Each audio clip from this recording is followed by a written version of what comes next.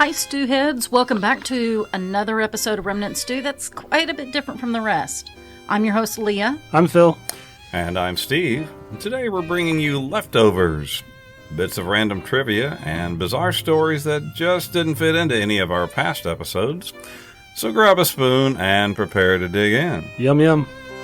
If you have an appetite for the strange and bizarre, then pull up a chair and grab a spoon for another intriguing serving of Remnant Stew.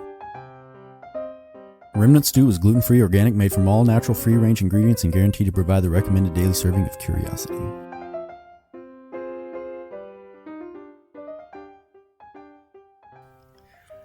And now, before we jump into those great leftovers, I do love leftovers, in fact, let's take a look at our calendar. Tomorrow, of course, is Tuesday, December 7th, and that is Pearl Harbor Day. And in fact, this year marks the 80th anniversary of the Japanese bombing of the U.S. naval base at Pearl Harbor in Hawaii.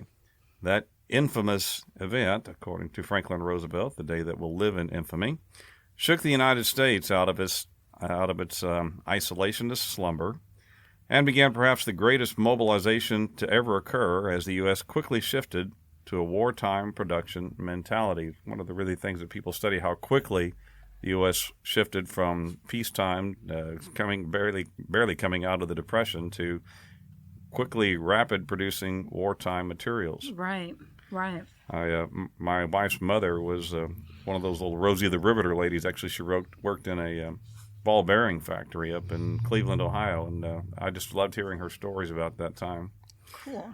Now, this Friday, December the 10th, is Nobel Prize Day. It's a day to honor Alfred Nobel, who died on this day in 1895. In his last will and testament, Nobel established several categories of prizes for accomplishments made for the betterment of mankind. While his heirs contested the will, Nobel's wishes prevailed, and the first prizes were awarded in 1901. They are international recognition awards. The Nobel Prize Foundation controls the determination of awards recipients and the annual presentation of awards. Interesting story about Alfred Nobel. He actually was the inventor of dynamite. Right, I remember that. He thought would be used, in constructive purposes like road building and things like that. But when he discovered that it was being used in military purposes and people were dying as a result of his invention, he decided he wanted to establish this as a way to offset the effects of his other invention.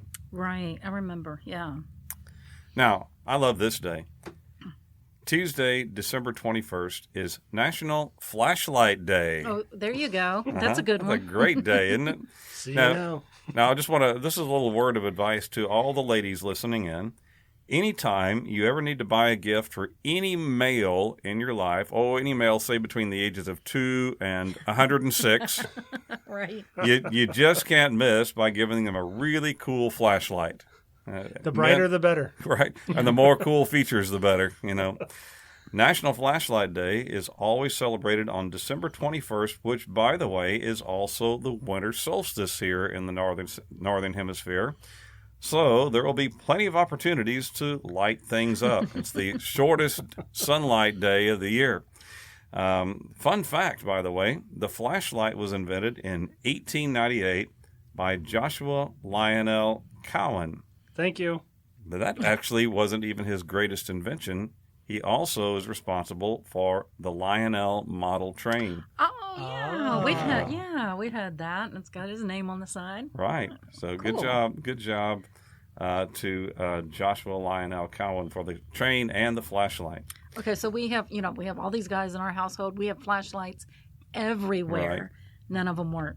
They all need batteries. Yeah, okay, so that's what you do this year. All different kinds. Yes. This year you buy them batteries for all the flashlights that they had last year. Right. Hey, your phone has one, by the way. That's true. It's not quite as bright, but still. And finally, after all those Christmas baked goodies and candies that you can look forward to, Thursday, December 30th, which is National Bicarbonate of Soda Day. That's great. Also called baking soda, this amazing compound has many uses, including baking, polishing silverware, removing odors, cleaning and settling an upset stomach. So That's right. it can be very useful this time The gift of year. that keeps on giving. Right. Well, now this would be a good place to let everyone know that while we normally would have one more episode coming out in 2 weeks on December the 20th, but we're going to take a little break. This will be our last episode of 2021. We're on vacation. Yeah, we're on vacation for a little while. Now, don't worry, though. We will be back in January with Season 3. Isn't that exciting? The 3rd season already. Season 3 of Remnant Stew, bringing you all the weird and wonderful things that you are accustomed to. That's right. And we're celebrating here in the studio with champagne That's to That's celebrate wrapping up Season 2. Okay, so let's talk about leftovers. You know, some people love them, some people hate them. I love them myself. You know, when I was a kid, something I never realized about being an adult, especially a mom, is that I would be constantly having to feed people. You just can't think about what to cook for dinner an hour or two before dinner time. It's something you have to plan for. Groceries, thaw the meat every single day for eternity. Right. So leftovers is something I love. That night, the dinner is easy. You can choose from Tuesday's lasagna, Wednesday's steak, Monday's chicken and rice. It's a smorgasbord of choices. But my kids, they don't care so much. They're not fans of leftovers. Oh, it's too not bad. their favorite. Get over it. And so a lot of our leftovers end up being pushed to the back of the fridge until they grow fur. Not But good. whether you love or hate leftovers in the fridge, I think you'll love our leftover stew. These are the stories that we either didn't have time to get to in past episodes, or they just didn't fit into a topic anywhere.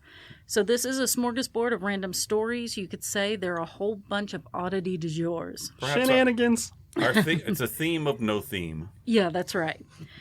So they're all random, and they don't relate to each other in any way. So, But all fun. all about nothing. Got it. All about nothing. All about nothing. So It's we're a show gonna about nothing. Where did I hear that before? Exactly. so we're gonna start off with clown eggs. Well, there's a good place to start. Yeah, that's what I thought. Bum, bum, ba-da-da-dum, bum, ba-dum. So clowns have gotten a really bad rap, I think. Most people really seem to dislike clowns and find them creepy, thanks in part to Stephen King's It. Right. But that wasn't always the case. When circuses, traveling circuses were a big thing, clowns were a very important part of the act, entertaining the crowd with their antics while sets were being torn down and then set up for the next act. Yeah. And then there's also rodeo clowns that Okay. perform the dangerous but very important act of distracting angry bulls so that the bull rider can safely leave the arena. How much is that guy get paid? I know, It can't be right? enough. There's some serious hazard pay. Oh, and they're also so funny and entertaining while doing this. I Right. love rodeo clowns. Well, did you know that clowns can sort of copyright their face makeup? Really? Character development is important to any entertainer, and the face makeup of a clown is a visual extension of that. I see. The specifics of the face are developed over time with the character development and acts as a way for people to recognize a specific clown. So it's their own then. That's right. So as you wouldn't want any other clown to copy your makeup for their own act, so to keep this from happening, a clown will have their specific face design painted onto a ceramic egg and Okay. enter it into the clown egg register. I see. Where does this exist? So Is this a plastic egg? no, ceramic. ceramic. It's a It's ceramic. ceramic. Okay, I'm just making sure. It's like, wait. It's an egg because it started out as actual eggshells. So the practice of painting a clown egg, or clown face onto an egg started in 1946 by a Does member. the clown have to know how to do that? Well, no, listen. Okay, No, I I'm think sorry, I'm somebody jumping does ahead. it for him. I think somebody does it for him, honestly. That's a good question. There's a clown egg artist, evidently. Right. Okay, so in 1946, a member of the Clowns International, then called International Circus Clowns Club, Stan Bolt, he would paint clown eggs on emptied out chicken eggs, he would paint clown faces on emptied out chicken eggs as a hobby. It evolved into a useful record of faces for posterity as well as a way to memorialize the great clowns of the past. I see. So today, the clown egg register is a collection of more than 250 painted eggs that are now ceramic rather than actual eggshells. Okay. A few of them are currently on display at, and this is going to throw you, okay, the Holy Trinity Church. I don't know why Okay. it's in a church. In Dalston, which is home of the Clowns Gallery Museum run by Clowns International. And Dalston is in East London. Oh, okay. So there is a place for them to So be there is a place. registered. So Okay. Bolt painted about 200 eggs in total, and while most of them were lost and broken over the years, 36 of these fragile originals can be found at the church in Dalston, along with another 46 clown eggs on permanent display. When a new member registers with the organization, a replica of their personal makeup design is carefully painted onto a ceramic egg. And I think maybe they have people that do this. I would hope so. Rather than the clown doing it himself. But I don't know. I mean, if you're you got some talent. If you're artistic enough, you're already to do painting it, your own face. So not? I don't know. I don't know who does it. It's laser printed later. But it says that so and then it's added to the register. And clowns help this tradition along. But they send photos of their made up faces and swatches of fabric from their costumes. And the archive acts as sort of a non-legal but understood copyright to make sure each clown has a distinct look and no clowns are too similar. Interesting. So, yeah. So, clown eggs. Very good. Well, that's a great start for us. Now, something else that's completely not like clown eggs, but hopefully interesting as well. And something completely different. Now for something completely different. I've heard that before, too, somewhere. This was actually suggested by one of my co-teachers, my cohort teachers at the school where I work, Mrs. Phyllis Teasdale. I know Miss Teasdale. Yeah, it's a pretty neat lady. Anyway, she suggested that we do an episode about idioms. Okay? Yeah. Idioms, all right? So we found some idioms for you that are interesting. What makes idioms different from other common phrases is that usually you cannot understand the given expression by its literal meaning. Imagine you're learning a new language and you hear someone saying, "It's raining cats or dogs." Right. Or it tells you, "Break a leg." Well, this would be really confusing to you. People trying to learn our language is hard enough, especially with the many odd idioms that we have. You know, Leah, I've been a teacher for many years, and not long ago, I heard a teacher's aide complaining about a kid who was running in the hall. And she said, quote, "He ran lickety-split right past me." And I was thinking to myself, how would you translate lickety-split to somebody else? Every now and then I hear a phrase and I'm like, I need to use that more often. Right. Lickety-split. That's one right of them. past me. Well, rarely does someone know the origin story of a popular saying. As language is always changing, often expressions that make perfect sense to one generation will be carried on by future generations without any clue of what the expression originally meant. Okay, I can remember as a kid being told, "Your needle is stuck," meaning like a record player needle is stuck, and it would keep going on and on at the same spot. Well, now people don't understand what that experience is like of hearing a stuck record needle.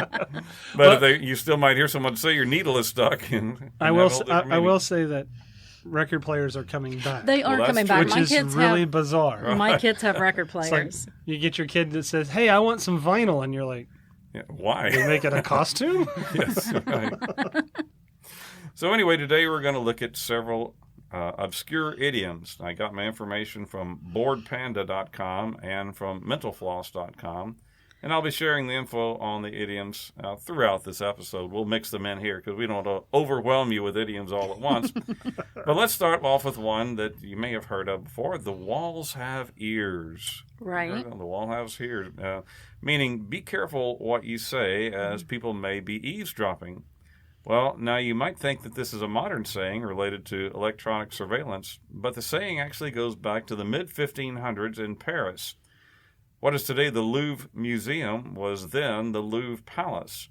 It was believed that a network of listening tubes, so that it would be possible to hear everything was said in different rooms, was built into in the construction of the palace. Oh, wow. Interesting. So people say this is how Queen Catherine de' Medici discovered political secrets and plots against her by listening through the tube. So the walls have ears. We always said that about our kids. Our little pitchers, there's another one. Little pitchers have big ears. That's right, yeah. Yeah. Now how about bury the hatchet? You've heard this one, meaning end a quarrel or a conflict and become friendly. Evidently, during negotiations between the Puritans and the Native Americans, men would bury all of their weapons, making them inaccessible. And it's actually believed that this custom may have come from the Native Americans themselves as a practice when tribes joined together to face a common threat. In a ceremony, they buried a stone hatchet under a tree to signal the completion of their negotiation. So cool. Bury the hatchet. All right. Put your differences aside. How about now? Caught red-handed. Yeah, no, that's like being caught Getting candy stealing or something, whatever. right? Red candy. I don't know. Right. Well, according to the article, it's used to indicate that a person has been discovered in or just after the act of doing something wrong or illegal. Right. Well, it's thought that it was an old law stating that if someone butchered an animal that didn't belong to him, he would only be punished if he was caught with blood on his hands. If one was caught with the meat, but his hands were clean, he would not be punished, or at least not as severely. But if he were caught red-handed, he would face the full punishment. Okay? Wow. Now, as when you mentioned earlier, raining cats and dogs. Right. Now, I've never understood this one. Right. Well, the idiom has two different stories that try to explain it, so we're not actually sure. So pick whichever one you like. The first explanation says that the origin of this phrase comes from Norse mythology, where cats were symbolized cats symbolized heavy rains, and dogs were associated with the god of storms, Odin. Which is funny because my stepdaughter actually has a huge lab named Odin. The second version says that in 16th century England, houses had thatched roofs, which were one of the few places where animals were able to get warm. Sometimes when it would start to rain heavily, roofs would get slippery and the cats and dogs would fall off, making it look like it was raining cats and dogs. I like that one. Yeah, I like that one too, but I kind of tend to lean toward the other one, but I guess it could happen. Just because you like Norse mythology. Well, that's true. Probably true. All right, how about this one? Blood is thicker than water. Well, okay. Relations. Okay. Yeah. But actually, the meaning is a little bit different than what you think. We've come to use it that family relationships and loyalties are the strongest and the most important ones. Right. And even though we might think that this saying means that we should put family ahead of friends, it actually means the complete opposite. Yeah. The full phrase, we're kind of only getting the partial phrase. I leave it to us. Yeah. But the full phrase actually was, the blood of the covenant is thicker than the water of the womb. And it refers to warriors who shared the blood that they shed in battle together. These, quote, blood brothers were said to have stronger bonds than actual biological brothers, so their blood is thicker than water. Oh, that's people you've gone really interesting. People you've gone through battle with, you certainly do get closer to. Yeah. Okay. Yeah, so we've just completely made that opposite. Okay. Right. I always thought it was meaning the family relationships were stronger than those outside, but it's just the opposite. Now, this is one that we hear a lot. Don't look a gift horse in the mouth. Mm-hmm. Okay, meaning to find fault with something that has been received as a gift or a favor. In the older days, while buying a horse, people would determine the horse's age and his health condition based on its teeth, and then decide whether they wanted to buy it or not. However, if the horse was a gift, well, it'd be rude to do this, of course. Absolutely. At least in front of the one who bestowed the gift. Yeah, you check it later and then you re-gift it. Right. Yeah, to the glue factory. No, sorry. This is the reason why people use the idiom to say it's rude to look for flaws in a thing that was given to you as a gift. But re-gifting is certainly part of that too. It's not to the same party. Now, how about the phrase, turn a blind eye? Okay. Well, that's not very hard. I don't see very well. Yeah, that's right. Pretend not to notice. Well, it's believed that the origin of this phrase comes from naval hero Horatio Nelson, Admiral Nelson, who used his blind eye to look through his telescope. Okay. The reason that is that what happened to the Titanic? Well, no, the reason that he did this was to avoid seeing signals from his superiors who wanted him to withdraw from battle. Instead, he looked at his blind eye, didn't see the signal, and continued on with the battle and was victorious as a result. So, he ignored the orders to retreat. Lord Nelson, that's right. Oh, and this one's sweet. Honeymoon. That's a nice time, isn't it? Meaning a holiday spent together by a newly married couple. Well, the origin of this idiom, first recorded description of the word comes from the 1542 work by a writer named Samuel Johnson, and he wrote, "The first month after marriage, when there is nothing but tenderness and pleasure," originally having no reference to the period of a month, but comparing mutual affection of newly married persons to the changing moon, which was no sooner full than that it begins to wane.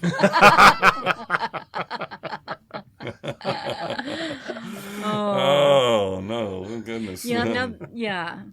There's also a tradition that newlywed couples would have to drink a beverage with honey, probably mead, for an entire month for fertility and for good luck. Okay, so I've heard that one. But I kind of like the other one about it can wane if you're so not it's careful. either drown your sorrows or toast your happiness. Take your pick. I'm still on my honeymoon after 12 years, so there you go. Okay. So let's bring it down. These next couple of stories. You know I love legend and lore, and these next two stories are all about that. The double L. And they're kind of dark. So all right. So let's just we need bring it down. Let's get our flashlights out. So there's a very intriguing legend in Italy, more specifically from the island of Sardinia. The folklore is that a middle-aged woman would have the task of being Femina Accabadora, a woman appointed by the community who would be in charge of bringing death to people of any age in the event that they were in a condition of terminal illness or injury. Her intervention would be requested by the victim's family or even by the victim themselves as a form of necessary euthanasia. Oh, okay. The word Accabadora derives from the Sardinian sacabu, meaning the end, or from the Spanish acabar, to terminate, meaning to terminate. The killing practices used by the Femina Accabadora varied depending on the circumstances. She generally would enter the room of a dying person, and she'd be dressed all in black, of course, right, with her head and her face covered, and she would suffocate the person using a pillow, or she would strike them on the head or at the back of the neck with a short, thick stick made of olive wood, so as to cause immediate death. This is a different kind of femme fatale. Right? Well, this was kind of like this. She was chosen by the community, and Right. I think it was, like a praise in a sense. Well, it was a position of honor, Yeah. to a certain degree. Put people out of their suffering. There would only be one Accabadora per generation, so she would become very adept at delivering a swift, painless death. But she was never paid for her services because there was great superstition surrounding being paid for death, right? I see, yeah. So, and she's always a woman, the justification for this being that only a woman can bring life into the world, so only a woman can take it away. Oh, It sounds like something I've said to my kids. I think I've heard this before Right? from parents too. Brought you into this world. Okay. I will take you out. The practice of the Accabadora is thought to have continued in some northern Sardinian communities until the late 1970s, but then some historians also think that maybe it was only a legend and never actually put into practice. And I got this information from weirditaly.com. Oh, that looks like a great website. I love Italy. I love that too. This next one is about the Jewish faith, which it is rich with customs and traditions that are just, they're amazing. They're so fascinating. So in the Jewish faith, there's a lot of mythology, lore, and practices that those of us on the outside never get to see or experience. One such practice is the Schwarze Hasina, or Black Wedding. No, okay. It is a ceremony that is performed in the midst of a crisis in the hopes of warding off the crisis. The way it works is that the community who wants to perform this wedding selects the bride and groom. The two have to have never met before. Okay. And a lot of times they're orphans or homeless or somebody on the fringe of society. So Yeah, that they would have, so not your prime family members, but somebody on the outside. right. Yeah. Well, and To help it's offset this curse. But it's kind of a charity case. So listen, so I got you. it's Okay. it's somebody that would normally have no chance of getting married by themselves. The wedding takes place inside of a cemetery and is financed by the community, who then also pledges to support the couple. Oh, wow. The wedding inside the cemetery. Okay. Right. It is hoped that by performing this form of charity, the souls of the deceased buried in the cemetery would reward their efforts and intercede to block the crisis. Oh. The Black Wedding was performed often during times of plague or a pandemic, so it is also known as a plague wedding. Okay. The first historical account of a plague wedding goes back to 1831 Russia during the cholera pandemic. Wow. Another written reference to such a ceremony is dated to 1849 in Krakow, Poland. Okay. Some historians think that the tradition is even older, though. In any case, the ritual became firmly entrenched in Jewish communities of the Russian Empire during the 1892 cholera outbreak. So here's the thing. When Jews from Eastern Europe immigrated to the United States around the turn of the 20th century, they arrived just in time for the Spanish flu epidemic. I gotcha. Good timing there. Yeah. And they brought this custom of a plague wedding with them. There are records of 2 such weddings in Philadelphia and a third in New York City during the 1918 epidemic. But more may have been conducted elsewhere. Don't think, though, that this is a custom practiced only in old times. It was actually performed just last year. Oh, really? Wow. According to an article from AmusingPlanet.com, a black wedding ceremony took place in April of 2020 in a cemetery in Bnei Brak, a city in Israel just east of Tel Aviv. Okay. The groom was an orphan, and while the identity of the bride was not disclosed, she was probably an orphan I herself. see. The two had never met before, never known each other, but were married in order to petition God and the souls of the people interred in the cemetery to intercede and bring an end to the COVID pandemic. Oh, So interesting. I got my information from Wikipedia, AmusingPlanet.com, and MyJewishLearning.com. I got to wonder about Interesting. the dynamics of that marriage. Then you're married instantly to somebody you've never met, and you're married for one reason, because the community brought you together to break. Right, and I assume that you Yeah. cannot break that Right. marriage vow. So you got to agree to that. Yeah, you're going to stay Yeah. with it. Really interesting. So you got to be very dedicated to the values of the community. Right. All right, let's look at some more idioms now. You might be familiar with this one, the term white elephant, Okay. Yeah. meaning a possession that is useless or troublesome, especially one that is expensive to maintain or difficult to dispose of. Oh, that's interesting. No, I just always heard of it like white elephant gift, like Right. like a Christmas Yeah. Christmas White elephant thing. sale. I think my father had a pickup truck that he called his white elephant one time, but among other things. Anyway, white elephants were considered to be sacred creatures in Thailand, yet they were also very hard to take care of. Wait, these were actual white. Really, actual elephant? white elephants, a real thing. Oh, yeah. okay. All right. Yeah. It's believed that the Siamese kings, Siam is now Thailand, Right. would give white elephants as a subtle form of punishment. Since taking, I like you, but here you go. It's kind of frenemies, Right. kind of passive aggressive. Exactly. Right. Okay. because taking care of the animal would drive the recipient into financial ruin, because it's very expensive to take care of the white elephant, but they are sacred. So, Okay. yeah, let's, Yeah. this guy's a little uppity. Let's give him a white elephant. Yeah, we're That's gonna when gift you. regifting comes into play. Like, you So know. basically, let's take them down a notch. Yeah. I don't know how barbecued elephant tastes, but they'll know that would have been an option there or not. Now, this is an interesting one. Give the cold shoulder. You've heard that expression before? I always thought it was like, when you're trying to ask someone out and they rebuffed your efforts, giving I've them the cold experienced this idiom. shoulder. You were the one giving the cold shoulder, I would imagine. Probably. I'm not talking to you. There you Take go. this. Anyway, it meant to reject or be deliberately unfriendly toward. However, the saying that is currently considered to describe someone as rude was actually considered an act of politeness, somewhat anyway. Okay. During medieval times in England, after everyone was done feasting, the host would give his guest a cold piece of meat from the shoulder of beef or pork as a way of showing that it's time for everyone to go home. Been a nice party. That's great. Here's your cold shoulder. Glad Bye-bye you came now. over. Now beat it. Bye now. That's great. My husband just gets up and goes, "Okay, good night." Goes to bed. Starts turning out the lights. Now, I bet you that's awesome. experienced this in your family.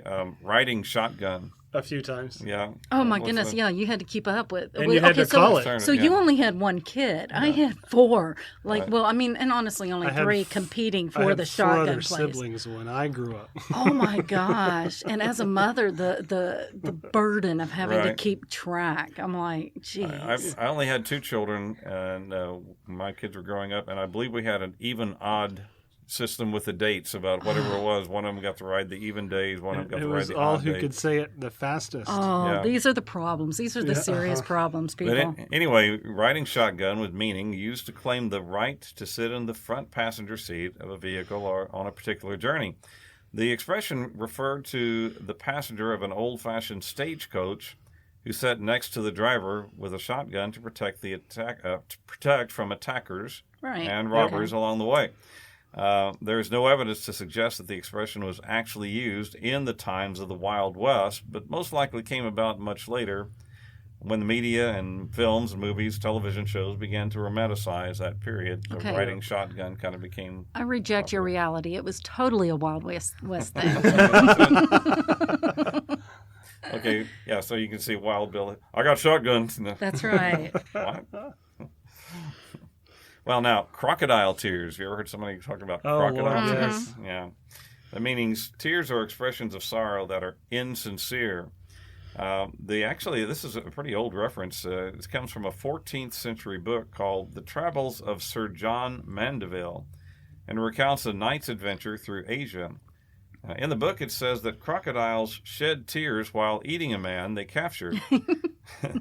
Even though this is factually inaccurate, the phrase... I was going to say, how do they know? The phrase crocodile tears found its way into Shakespeare's work and became an idiom in the 16th century, symbolizing insincere grief. So, crocodile tears. Shakespeare created a lot of idioms. Exactly. A lot of idioms. Furthered them as well. In fact, we'll get to him in our Christmas list in a minute. Oh, that's a little teaser. Drop that teaser in there. Yeah, Christmas list. Now, how about this one? Close but no cigar. You've heard that one? Yeah. Well, that means almost but not quite successful. Back in the late 19th century, carnival games were not targeted toward kids so much as they are today, but they were actually targeted toward adults. And so the they winners had the money. Yeah, the winners would often get cigars as a prize instead of the stuffed animals that we're familiar with today. So if the person was close to winning but not quite successful, they were, quote, close, but no cigar. Okay. That's where that comes from. Onward and upward. Waking up on the wrong side of the bed, meaning start the day off in a bad temper. I've had that referred to me quite often. Not Some a morning people person. are just not morning people. That's right. Exactly. And then there's the rest of us. Well, now, throughout ancient times, the left side of basically anything was considered to be the evil side. Yeah. So waking up on the left side was considered a sign of bad luck. To ward off evil, house owners would often push the left side of the bed up to the corner or against the wall so the guests would have no other option than to get up on the right side of the bed, not the wrong side, which was the left side. That's my problem. I get up off the left side of the bed all the time. Yeah. No, wait, no. I don't care. Now, is it your left as you're laying there, or is your left Right, as you're looking at the if you're bed? facing- Our that- left or their left? That we need to get more specific. Yeah, on. I think it's so interesting how that whole left-handedness was such a thing, and just Right. left was. Anyway, I have a left-hander, and So and left I is can't not imagine. right. Yeah. And how teachers would force the kids To and learn how to do yeah. right-handed things. That Yes. was a horrible thing that a lot of left-handed kids went through back in the day. Yes. Now, I've heard this expression, but I didn't know where it came from. Put a sock in it. Oh yeah, Okay, that means stop talking or stop being so loud. I've been told this quite often. I may have said Well- it quite often Evidently, to Phil. No. you know Thomas Edison. He invented that great gramophone, that Oh, first yeah. record player, but it didn't include a volume control. Okay, so people would I see often now. put woolen socks inside the horn of the record player or gramophone or whatever they had to lower the sound because it had no volume controller. So that's how you cut the volume down. Turn it If it's down too or loud, turn it off. quote, put a sock in it. Okay. Now, we've all experienced this one, best man, meaning a male friend or relative chosen by the bridegroom to assist him at his wedding. Well, it's said that during the feudal days, it was possible that a rival lord would try to break up a wedding ceremony and steal the bride for political reasons. I've read some books about that, I think. To avoid any trouble, grooms would ask their best friends to stand next to them during the ceremony so they would help during possible battle. The man standing next to the groom was thus named the best man. Okay. That makes a lot of sense. Right? Get somebody you trust there.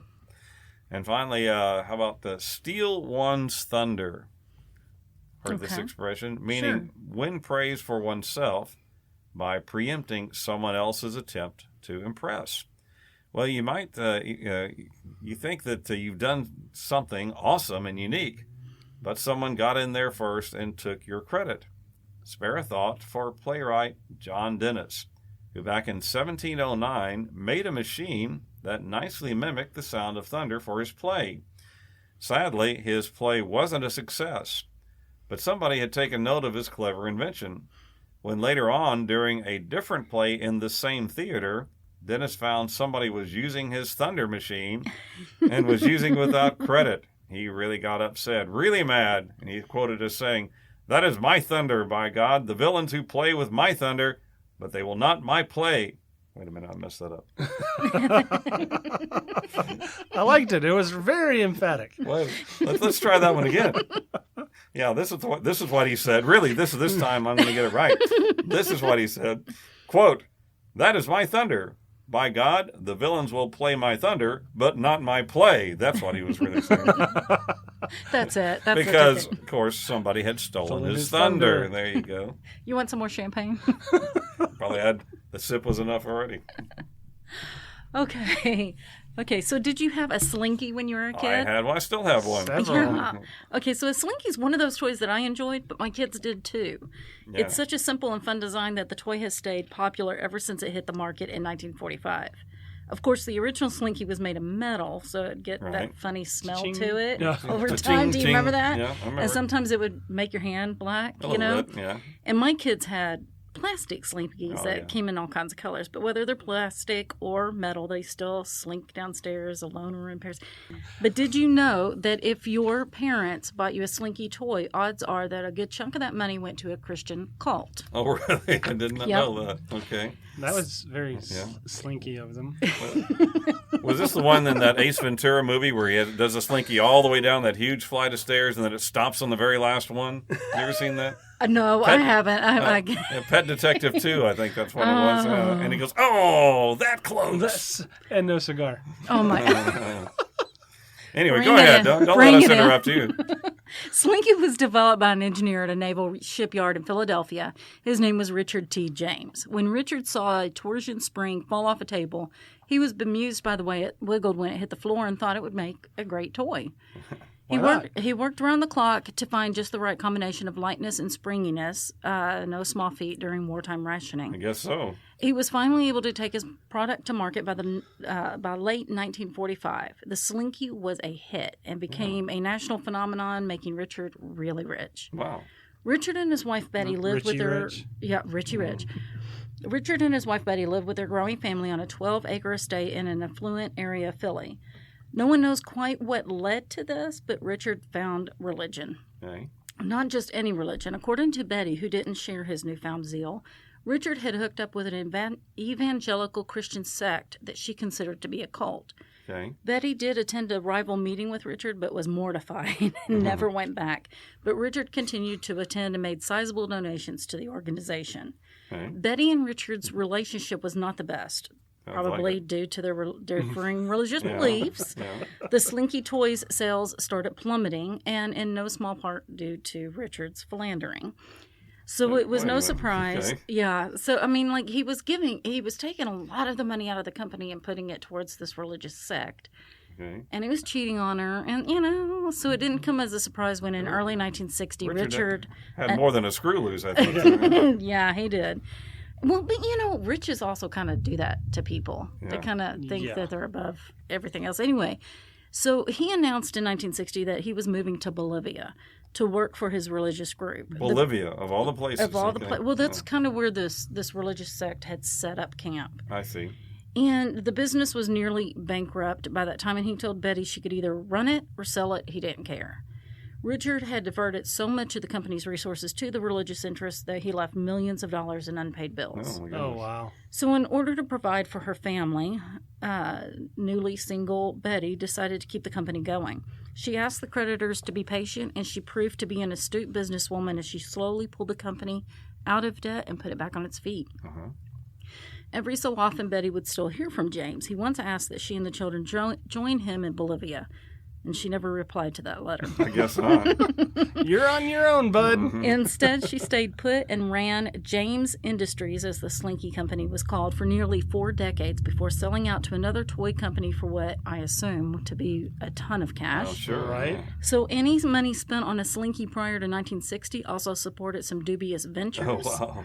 But since then, the money has been well spent by Betty. I'm sure. And I got my information from thestraightdope.com. Well, that's really interesting. I love Slinky, but that's a bizarre story about Mr. James there disappearing to Bolivia. I'm thinking that I might have gotten a Slinky for Christmas one year, but it was after 1960. Now the great good. There you go. Now that great commercial came out about 1964. What I remember, what was that? Alone or in pairs. It makes the slinkety sound. Yeah. And I assume it only makes the slinkety sound The hit if of it's the day. metal. Yes, right. Everyone Plastic one, wants not a so much. Slinky. Right. Yeah. But yeah, and like our generation and before knows that jingle. Right. And by the way, Mrs. James and Slinky, if you're looking for a podcast to sponsor, we'd love to talk with you. Now, anyway, speaking of Christmas, though, it's time. That's right. We need it's a little time. drum roll for us to unveil the. Thank you. That's enough. Okay. That's enough. Stop That's it, Phil. The I have to 2000. put a sock in it now. Yeah, put a sock in that. The 2021 Remnant Stew Christmas Gift Buying Guide. Yeah. And there was much praise and much laughter. Exactly. Yes, Christmas time is almost here. Perhaps you have let it sneak up on you this year. Well, you've come to the right place. Yes, it's time to unveil the Remnant Stew 2021 Gift Buying Guide. You're sure to find something for that hard-to-buy person on your list. We all have one. Exactly. Well, now here's the perfect gift for that hat lover in your family. Of course, baseball caps are great, but the problem is that they can only convey 2 messages. 1, I'm having a bad hair day. And 2, whatever is stitched onto the panel above the bill. Well, from chalkinsocial.com, we bring you the chalkboard baseball cap. Hey, Yes. there you go. It's a colorful baseball cap with a 4-inch by 6-inch chalkboard attached just above the bill, so you can create your own message every day. It even comes with a box of multicolored chalk, only $89 for a 3-pack. Whoa. That's 3 hats and 3 boxes of chalk. So there you go. That's a lot of money. I could make you one. Did they do whiteboards? No, actually, it didn't. This actually showed real chalk, Yeah. so actual chalk, real chalkboard. So there you go. Now, perhaps you have an aeronautics engineer on your list, or just someone who likes to tinker with stuff. There you go, Phil. Well, they could go nuts for this portable propeller that you can attach to a paper airplane and control with your phone. Oh, that's cool. Oh, bring it on. That's cool. I'm sorry. What are you doing in the church building? Yeah, that would be Service so is cool. going on. Right. We do what we want. From PowerUpToys.com, you can, quote, explore the limits of aerodynamics by creating unique planes that push your creativity and our propellers to the limit. Now, I'm buzzing the preacher now. Exactly. Special holiday bundle, only $89. What is this $89? Well, I don't know. I don't have $89. You gotta, That's a lot of money. Well, the rest of them are a little bit lower, so we're getting down to we kind of started at the penthouse, you see, and then we work our way down to the to the bargain basement here. Now, perhaps you have that fussy aunt who likes to keep her home looking perfect, just like in one of those design magazines. Is it a white glove with dust on it already? Could be. Well, she's bound to go head over heels for a novelty tissue box. From theapollobox.com, you can select from any of 3 tasteful designs that distribute tissues from the mouth of a skull, from the nose of an Easter Island statue. Oh, I love that. Or, Hey, Dum-Dum got yum-yum. this is my personal favorite, from the nose and mouth of the bard himself, William Shakespeare. That's Now great. this was only $61.77. Oh, these are steep. We got a picture of this one. I mean, you get Kleenexes right out, or tissues right out of the bard's mouth. What aunt wouldn't love that? Yeah, we're gonna have pictures of that one. White elephant. Now, What elephant gift? I'm cheap. I don't know. I'm thinking I'm just bringing a roll of toilet paper to the white elephant gift. and then wonder how it got in your trees on your property. I don't know. That means they like me, I think. Now, this is one of my favorites. I really love this gift.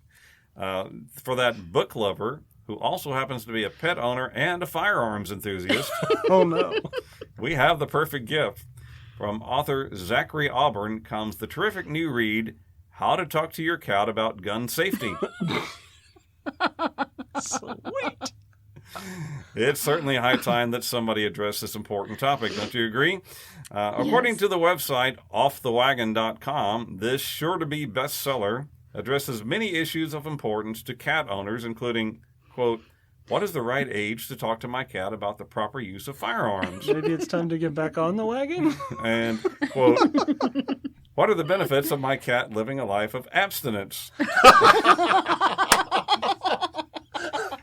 And especially, why does my cat need to use the internet? Can't they just play with yarn like cats used to do? This is only $12. Okay, so now I could we're do. Yeah. Now we're talking. So I okay. think this would be an entertaining read to have in your house. Also, I got a tear. also from offthewagon.com. This is a good website, by the way. You got some good stuff there. I'll find them later. Right. Comes a wonderful gift for that accident-prone literarian on your list. In fact, the item could also make a great pairing with the Bard tissue holder mentioned above. It's a nifty box of Shakespearean insult bandages. Oh, I love it. I love it. Stocking stuffer. Right. Yes, each of the 15 bandages is emblazoned with one of the Bard's greatest insults. Here's one from Henry VIII, Part 2. Quote, thy wit is as thick as Tewsbury mustard. Or how about from Midsummer Night's Dream, Act 2, Scene 1. I am sick when I do look on thee.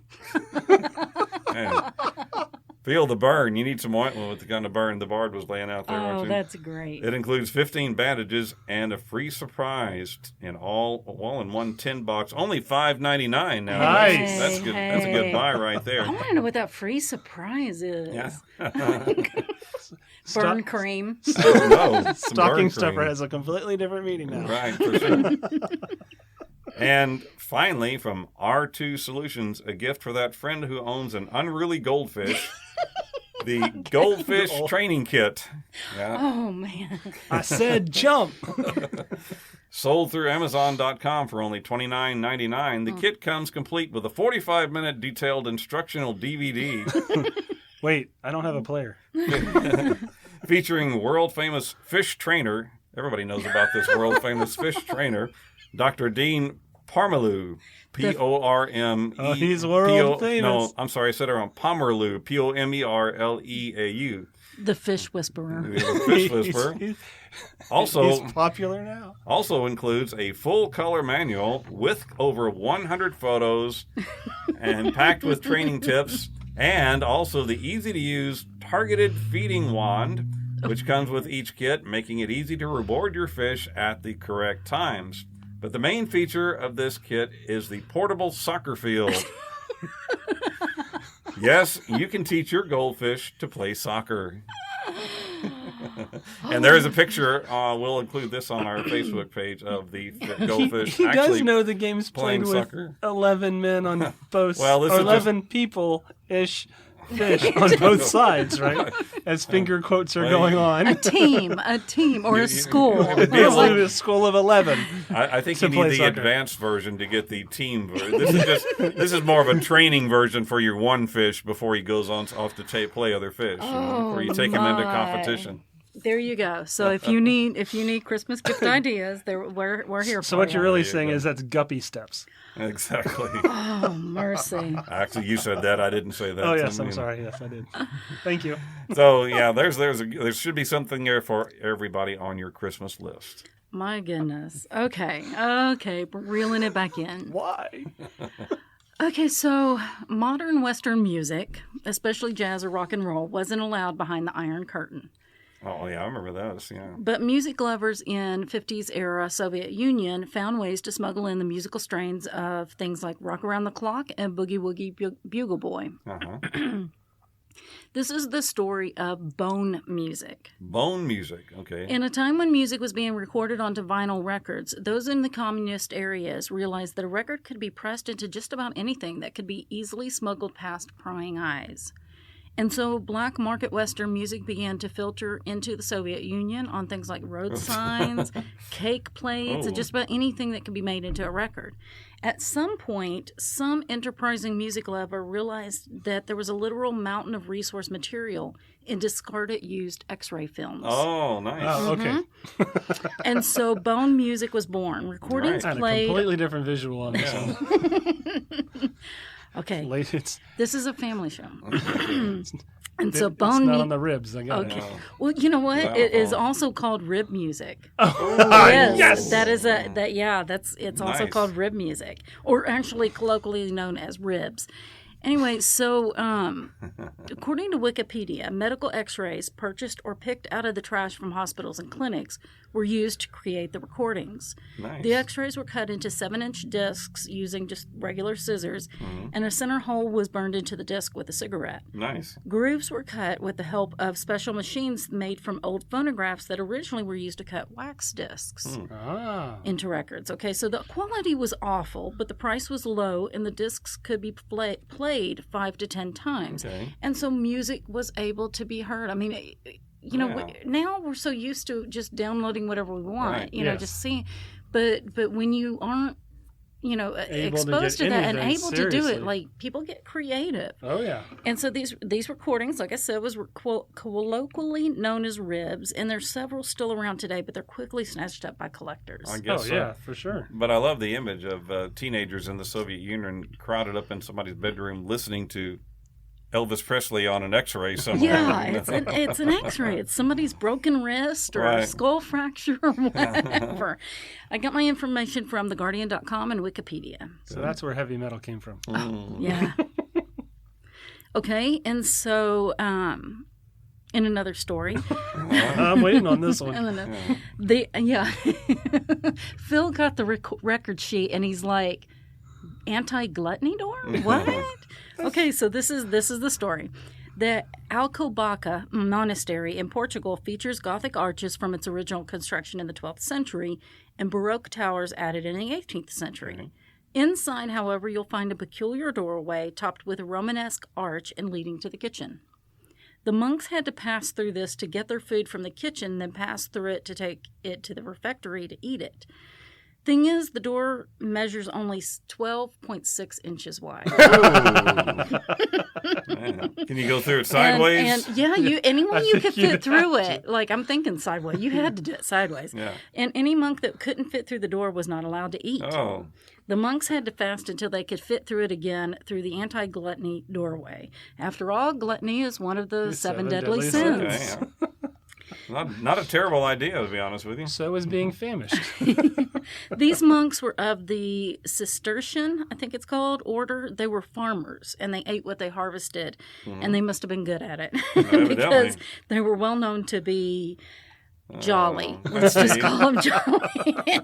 So the door was installed as a dietary device. A plump monk. And completely unrelated to this, the inscription carved above the entrance to the refectory Butter would doesn't translate to consider that you eat the sins of the people. What?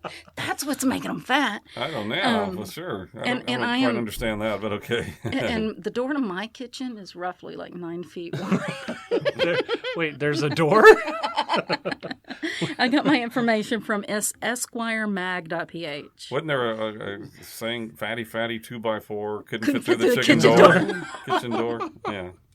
Yes, I do I remember. remember that somehow. I don't remember what that was about. But anyway. All right, well, that's back to some more idioms. Let's throw in some more idioms. How about my ears are burning? Okay. I had that one this morning. Yeah. Meaning one is subconsciously aware of being talked about or criticized. The idiom dates back to ancient Romans who believed that burning sensations in various organs had different meanings. Like one, you could be on fire, but anyway. In fact, it was believed Disease. Yeah, that could be too. It was believed that if your left ear is burning, it signaled an evil intent. Well, there's that left ear again going. Et tu, Brute? However, if your right ear was burning, you were actually being praised. Okay. So, yeah. I've heard all kinds of things. Like if you sneeze, then somebody's thinking of you or something like that. I've heard all kinds of things like that. Okay. That happens a lot. Evidently. The sneeze. Yeah, especially Big. during allergy season. Yeah. Now, blue blood, this means noble birth. Saying that someone has blue blood comes from the Middle Ages, where it was believed that those who had pale skin, meaning their ancestors had not intermarried with darker-skinned partners, were noble or aristocrat. The main reasoning behind it is that when those pale-skinned people, their veins actually do kind of look blue, and so hence it was thought that they had blue blood. They didn't get it out enough. Yeah, Yeah, well, evidently. I think it also had to do with that too. They didn't have to work out in the sun Right, and Could things be like as that. well, Yeah. right? They were. It may have been fair-skinned already too. Well, and then there's the blue fugates of Kentucky who were so interbred that they had a condition where they were blue. So Leah is from Kentucky. Taking it State. one step further, folks. Don't send us letters from Kentucky. She loves you all. We love you. We love Kentucky. We love the bluegrass state. Yeah, the blue. we love them. Lexington is a neat city. I like that. Like town. Nice town. Oh mercy. Anyway,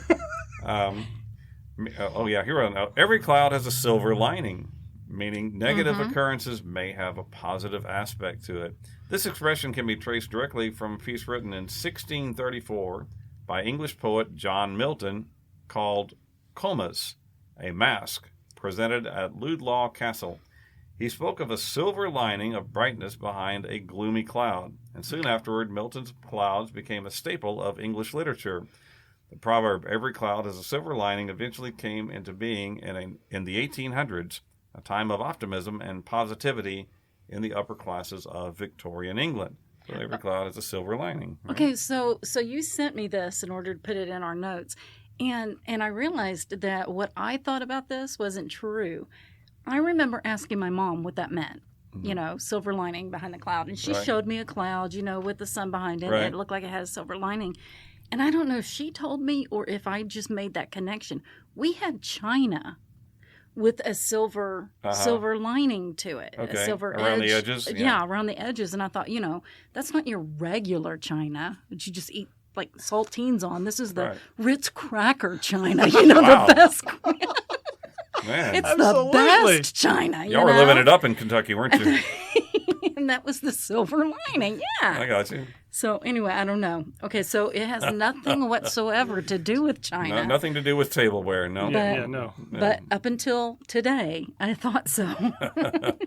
So it means a negative occurrence could have a positive aspect That's to it. right. Yeah.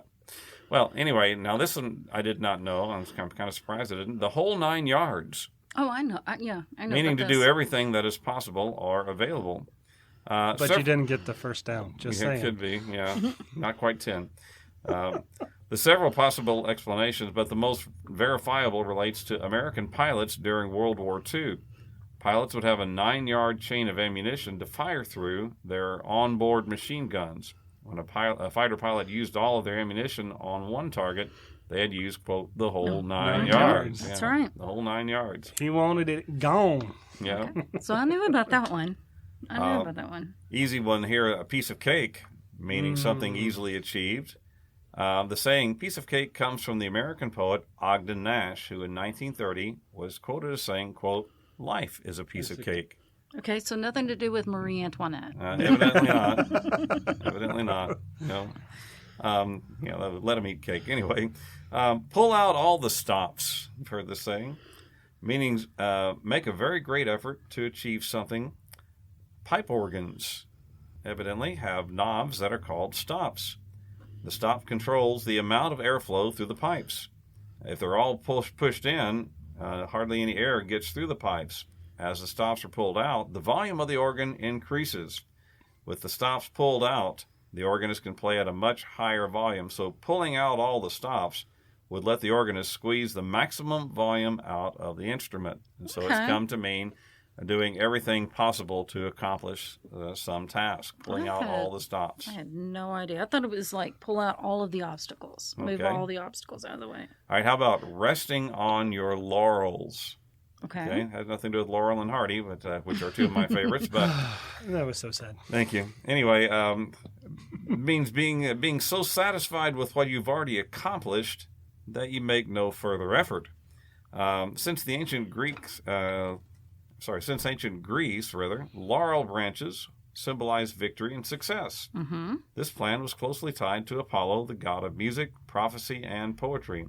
Laurel branches were given to victorious athletes in ancient Greece and later to generals who won important battles. Thus, the term laureates that's Laureates. Right. Laureates, I believe is correct. And the phrase resting on laurels. In the 19th century, the term received a negative connotation to describe those who were overly satisfied with their previous achievements and make little efforts to move further. They're resting on their laurels or their past achievements. Yeah. Okay. I like the Laurel and Hardy one better. Now, how about wolf in sheep's clothing? Meaning a person or a thing that appears friendly or harmless, but is really hostile. You've heard this one before.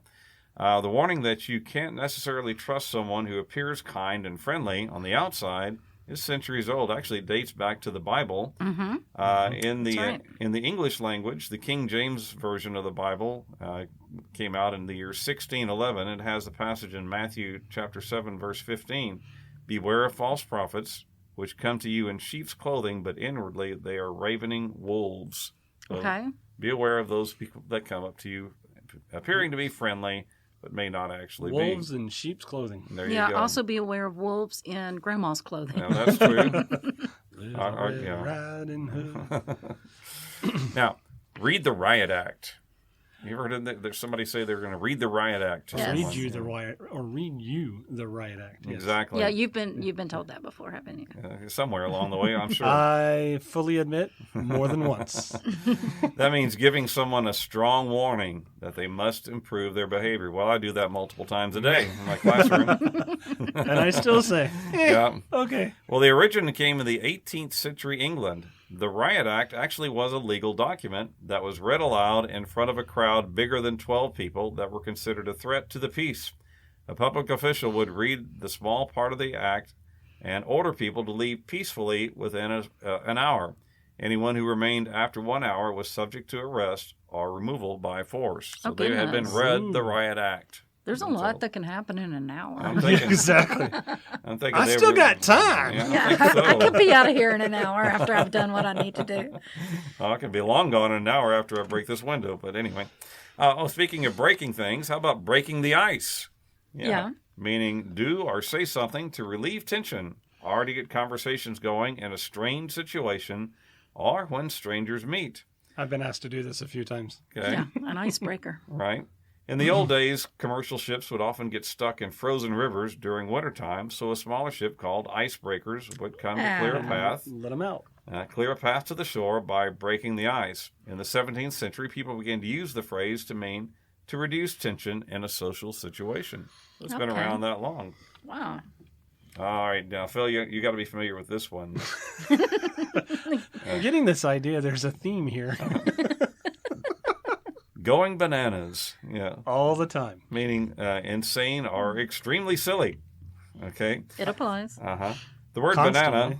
Well, the word banana by itself is just funny. Okay. There's a song about it. Exactly. Or two. The expression to go bananas has no conclusive origin, but it may be linked to go ape, which became popular in the 1950s when monkeys were being launched on rockets and were a popular subject in films and TV. You ever seen the great movie Bedtime for Bonzo? Including starring Ronald Reagan and the chimpanzee? Yeah, that's when he was almost strangled. Strangled by the- That's yeah, right. Yeah, the chimp got a hold of his tie, I Tie. think, yeah, and wouldn't let go. Well, anyway, the link between monkeys, bananas, and crazy behavior may have been the catalyst for the popularization of this expression. Bananas have often been central to slapstick comedy in general, with somebody slipping on a banana peel. It's a timeless classic. Early in the 20th century, people used to say That's banana oil when referring to nonsense. And the expression banana republic was often used to refer to a chaotic, backward little country that wasn't to be taken seriously. Now it's in the mall. Banana How republic. backwards is it now? Right. By and large. Have you heard about this one? Wasn't it in a movie about a little robot? I think something like that. It Like means the excessiveness of buying stuff? no, different movie. Oh, Anyway, okay, sorry. on the whole, everything considered. Right. It's a phrase that is usually used as a synonym for all things considered. That originates from a 16th century where the word large meant that a ship was sailing with the wind at its back. Meanwhile, the word by meant that the ship was sailing with the wind into the wind, so the wind in front of it. So the mariners used the phrase by and large to refer to sailing in any and all directions relative to the wind. Okay, that makes sense. Okay. And finally, this is a quick one. Once upon a blue moon. You heard of that? Once in a blue moon? Yes, absolutely. A blue moon actually is when there are occurs rarely, but there are 2 full moons in the same month. That's considered a blue moon. It only happens about every 2.5 years. So when you hear about something happening only once in a blue moon, it's a pretty rare event. As opposed to once in every other blue moon. Every other blue moon, then it really gets more rare. Exactly. So there you go. Lots of idioms. Thank you, Phyllis Teasdale, for your suggestion. Yeah. Okay, so this last one is kind of it's a really cool story. A Runaway Train. So if you're familiar with that song, it was released in the summer of 1993 by the American rock band Soul Asylum, and it was the 4th single from the band's 1992 album Grave Dancers Union and became a success around the world. It reached number 5 on U.S. Billboard Hot 100 and climbed to the top position on the Canadian RPM's Top Singles charts, earning a gold sales certification from the Recording Industry Association of America and selling 600,000 copies in the U.S. It's a sad song. I love the song. I've heard the original. I've heard many people cover it, but it's a sad song. And lead singer Dave Pirner has stated that the lyrics originally described his experience of depression. Oh. So, do you remember? Okay, so like I said, this came out in 1993. You remember back when MTV actually featured music? Yeah, what happened? Music videos? Music video. Yeah, every popular song was turned into a really cool music video. Right. Well, Runaway Train was no exception, but the music video that the band chose to create was a unique and powerful one. Mm-hmm. It doubled as a call to action by featuring missing children from around the world and urging viewers to help find them. There were 3 original versions of the video in the United States, featuring a total of 36 missing children, and I actually think they did a version just for the UK as well, Yeah. featuring children missing from the UK. The children shown varied with the location of the broadcast using missing children from that area. Okay. They localized it then. Yeah, they localized it a little bit. 3 in America and 1 in Britain. The video received heavy airplay on MTV and VH1 during its duration, and of the 36 children featured, 21 were eventually found. Oh, really? Wow. That's interesting. Now, and it's unclear whether it was a direct relation to the video or not, but it didn't hurt. Sure. Right. So the video did a lot of good back then, but the legacy continues. To commemorate the music video's 25th anniversary, the National Center for the Missing and Exploited Children released a new version that uses geo-targeting technology to automatically populate the video with profiles of local missing children based on the viewer's location. Oh, interesting. So on social media, you know how you get those targeted ads or whatever? If you watched this video on social media, you would be tagged Missing by it. children Yeah. in your area, I see. That's right. So the video premiered on Good Morning America on May 22nd, 2018, a day before National Missing Children's Day. The website www.runawaytrain25.com was created, and visitors were encouraged to share the music video on Twitter and other social media channels using the hashtag #MissingKids and hashtag #RunawayTrain, the digits 2525, to help publicize cases through their personal networks and aid the search for missing children across the country. Following its debut on Good Morning America, the music video was covered by a number of social outlets. I mean, it just went went crazy, Right. including Billboard, Entertainment Tonight, Rolling Stone, MTV, and CNN, as well as marketing trade publications, the Wall Street Journal's CMO Today newsletter. The campaign helped locate a runaway 16-year-old from Minneapolis, Minnesota. After watching the music video, one of the girl's friends identified her and reached out, successfully encouraging her to return home. Oh, cool. Social media leads and tips for the National Center for Missing and Exploited Children have increased by 65% since the campaign's launch. Wow. The campaign website has been visited more than 98,000 times, including the 17,500 visits on the day of its launch. The music video itself has been viewed more than 6.2 million times across digital and social platforms and was recently nominated in the Video for Good in the Video for Good category at the MTV Music Video Awards. So, and just an amazing legacy that they did. I mean, it really has nothing to do whatsoever with the song, but that band used their influence for good, and I just love that. So I got my information from Wikipedia and an amazing article by Laura Entis on prweek.com. Nice. That's a great story. I appreciate that. And I've really enjoyed all these leftover bits that we had today. I really like our fun. leftovers. I hope you guys did too. Really fun. Okay, so we have no trivia challenge this time. Instead, we want to remind you that this is our last episode of the year. We'll be back on January 3rd with our first episode of Season 3. Wow. Season 3. Wow. Yeah, right? We would like to thank you from the bottom of our hearts for being part of Remnant Stew and enjoying all these stories and random trivia with us. And we wish you and your family a wonderful Christmas and holiday season. Mm-hmm. Absolutely. With many blessings in the new year. You know, as we move forward out of the pandemic and a particularly rough time in our history, we encourage you, as always, to choose to be kind and always stay curious. Merry Christmas and Happy New Year.